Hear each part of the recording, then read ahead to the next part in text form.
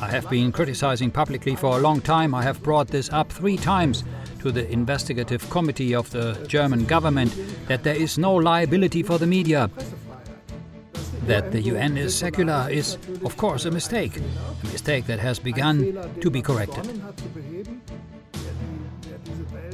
Anyone who sees this word as a result of secular states and secular institutions finger-wagging with each other won't get very far. Excerpts from our conversation with the General Secretary of the World Evangelical Alliance, WEA, which represents 600 million people of evangelical persuasion worldwide, according to the New York Times. He is also president of the International Council of the International Society for Human Rights. The German daily newspaper Die Welt calls him one of the 3 leading experts on religious freedom and the Pope's favorite Protestant. Bishop Thomas Paul, an Anglican clergyman, also known as Professor Dr. Theology and Dr. Phil Thomas Schirmacher, is one of the world's leading human rights experts and regularly appears as an expert witness in parliaments, supreme courts, such as the German Bundestag, the House of Lords, the EU Parliament, the US House of Representatives and Brazil's Supreme Court, as well as the United Nations. Und auch vor dem obersten Gericht Brasiliens sowie bei den Vereinten Nationen. Today we want to talk with him about his friendship with Pope Francis, religion at the UN and freedom of the press, and ask the question of whether a society that is not God-oriented can still function humanly. Is it also possible without God? Now here in EWTN TV UN blog. Good day.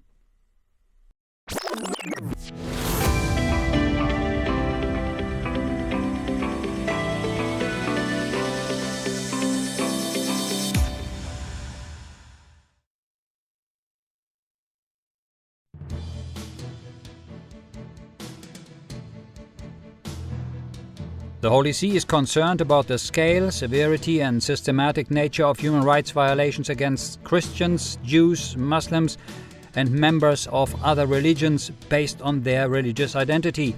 This delegation condemns the use, in certain contexts, of oppressive counter-terrorism measures to infringe on the rights of religious or belief minorities in the name of combating extremism or threats to security. Statement of the Permanent Mission of the Holy See to the United Nations on the occasion of the 49th session of the Human Rights Council. I now welcome in Bonn the General Secretary of the World Evangelical Alliance, WEA. Ja, Christian, schön dich wiederzusehen. So also for us Christians it seems to get tighter and tighter. What can the United Nations do at all in this regard as an organization that is mainly secular? Well,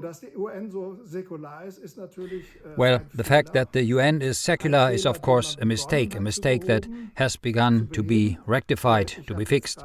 I just spoke now on behalf of 6 billion religious people at the UN Conference on Environment. For the last 15 years or so, the UN has their own department with Faith for Earth, where the religious representatives come into play. This has been neglected in many areas of the UN, and I don't just mean by the UN, but also by the religious themselves. But of course, it is a bit unfortunate that the Vatican is only an observer state. Not that I find that bad, but the Vatican always has an important voice in the UN, but the Catholic Church itself cannot make such proposals. It is up to the member states, not observers or NGOs. But in the meantime, there is a faith council at the UN. In about 2/3 of the branches of the UN, there are representatives of religions and very strongly of Christianity. And I think that in the area of human rights, we have to claim this much more strongly.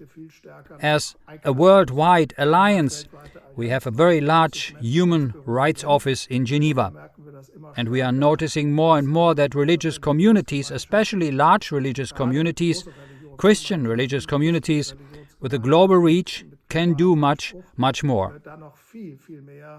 And the UN has the Special Rapporteur for Freedom of Religion or Belief, with which we, as a worldwide alliance, but of course also the Vatican or World Council of Churches, have been working closely for decades.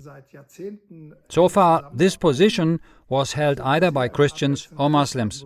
We have also worked very closely with the Muslims and received a great deal of help. And I believe that the UN still has to move, of course, and signal that it also wants to move forward on this. But I think that the religions also have to act differently. And what I hear most of the time from the UN, with a few exceptions, that Christians are different from others is that most of the religions that use the UN want religious freedom only for their own group. They are legal representations of their own group. But above all, the Vatican, the World Alliance, the World Council of Churches strongly push for religious freedom for everyone. And of course, one has to say this very clearly, namely that religious freedom only makes sense if it applies to everyone, if it is simply a basic principle. The state should kindly keep out of our heads, keep out of our deepest beliefs. Then it works. The journalist Till Stolt wrote in Die Welt am Sonntag, the Pope's favorite Protestant, two who understand each other, the evangelical theologian Thomas Schirmacher and Pope Francis. You are good friends with the Pope, right? Yes, I wrote a whole book about it. Coffee breaks with the Pope. Whether I'm the Pope's favorite Protestant, I can't say. That's what the journalist from outside says. Whether he likes the Archbishop of Canterbury Welby more than me, well, you have to ask him that. I doubt that he has such preferences at all. But it is right that, first of all, that the Pope is very friendly with Protestant leaders like me. I'm also very friendly with the Pope. It is true that in contrast to the past, there are not only official dialogues and diplomatic relations, but also very personal conversations, in which some things were decided spontaneously, which later became reality. I have described a number of things in the book that did not exist in the past. And yes, on the one hand, I think that this is somehow normal when the leaders of the two largest Christian communities in the world are friends and talk to each other. But of course, this has not been always the case in the history of the Catholic Church. On the one hand, and on the other hand, of course, there have been great reservations on the part of the Worldwide Alliance for a long time as well. And I feel lucky, of course, because the relationship with Pope Francis I had already developed long before I became General Secretary. In his 2020 encyclical Fratelli Tutti, Pope Francis also criticizes the media. Under the heading, The Deception of Communication, he writes that in the digital world, everything becomes a spectacle. Life is subjected to constant control. Francis said, in the process, respect for fellow human beings crumbles, shame barriers fall, social aggressiveness spreads. This happens with a lack of inhibition that could not occur in a face-to-face encounter, because otherwise we would end up tearing each other apart, the Pope wrote in his encyclical. Bishop Thomas Paul, the representation of religious people, especially of Christians in the media, film and television, is predominantly negative, rude and mostly distorted. Are not parts of the mass media pouring oil on the fire of hatred against religions? This is namely a question of, what shall I say, liability of the media. I have been criticizing publicly for a long time. I have brought this up 3 times with the investigative committee of the German government, that there is no liability for the media. I'm not talking against freedom of the press, but I think a bank or a newspaper that publishes that some company is broke, that is not broke at all, is entitled to compensation. No, not the newspaper. A company is entitled to compensation because the newspaper told the untruth. The source, the media, when sowing hatred against religions, refuses to take any responsibility. And I'll take an example. Years ago, a supposed pastor of a church wanted to burn a Koran, and he ended up, in fact, not burning the Koran at all. Among other things, members of our National American Alliance have prevented that by watching the pastor all day. But even though he hadn't announced it yet, it was already going around in the world media. Confrontation is expected. the Muslims will certainly do this and that. The press almost begged for it. And everyone was waiting for the big showdown between Christianity and Islam, which did not happen, fortunately. We have been very active with the Vatican, with the Pope. We approached the Muslims in Al Jazeera, said Christians don't do that. So it was a tremendous effort by the religions at this point. The media kept pushing it without mercy. And in the end, there were actually deaths, namely in Afghanistan, ironically none of which were Christians, because that was expected. But there were some UN employees, the unfortunate collateral damage when there was violence in Afghanistan. And when you talk to some media people and say you have pushed this up, you have also acted as if the Quran had long been burned, while it had not been burned at all, then everyone tells you something about freedom of the press. And I'm of the opinion that the media should really be held responsible, just as they are with financial issues and other things. Not to restrict the freedom of the press, but whoever starts a war is also liable for it. Cannot say with Putin, oh, what is he doing? But if the media does that, then that is suddenly permitted, and the media does it very, very gladly with religions. And I say it again, I have the feeling that many are waiting for the showdown between Islam and Christianity, in Egypt, in all possible places. And nothing is done to use in these situations the enormous influence of the media for the opposite, that the situations become peaceful, that the voices that are for peace get their forum, that is not on the screen at all. Is a humane, people-oriented solution to the ever fast-growing economic and environmental problems without religion, without God orientation at all possible? Example, the corona pandemic or currently the Ukraine conflict.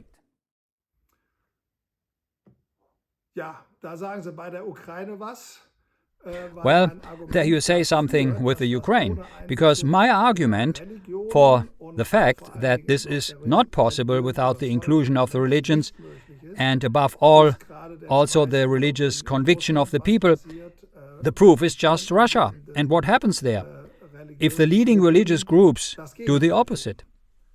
And it must be said, of course, that in Russia it is not only the Russian Orthodox Patriarch who, to a certain extent, officially proclaims that Putin is a saint.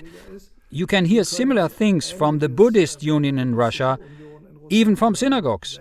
So it's a unison of many, many religious communities, those who support the whole thing, and it is unfortunate.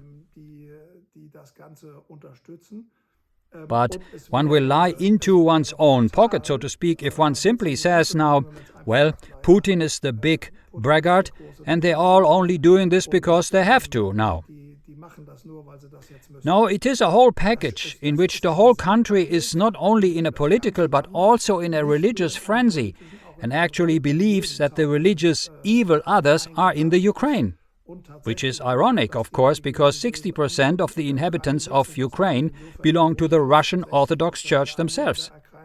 But of course we know that from other religious wars that the enemy actually belongs to one's own religion and possibly also to one's own camp in one's own religion. But that is the proof of it, also for the positive side.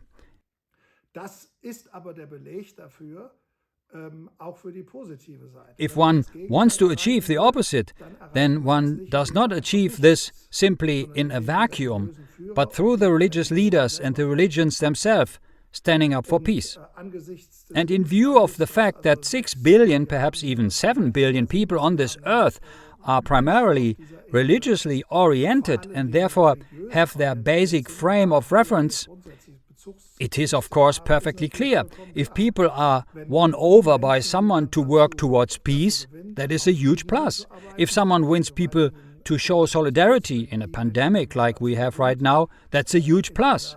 If someone incites people to the opposite, though, there is very little the state can do about it.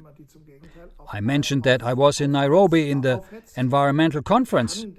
They understood that if they want to have big changes in our relationship with the environment, that this is only possible if the religious people take that on board and go along with it, and that just the religious people are the ones who can make sure on a large scale that change is brought about on a broad basis. And if one ignores this, if one understands this word as a result of secular states and secular institutions finger-wagging with each other, you're not going to get very far. The Pope calls it information without wisdom. True wisdom involves the encounter with reality. Today, however, everything can be manufactured, hidden, and changed. This leads to not being able to bear the direct encounter with the limits of reality. Consequently, one performs a selection mechanism and makes it a habit to immediately separate what one likes from what one does not like, the attractive from the unlovable." End quote. In this context, the prayer, which I'm sure you all know, of the German-born American theologian Reinhold Niebuhr, comes to mind. God, grant me the serenity to accept things I cannot change, the courage to change things I can, and the wisdom to distinguish one from the other.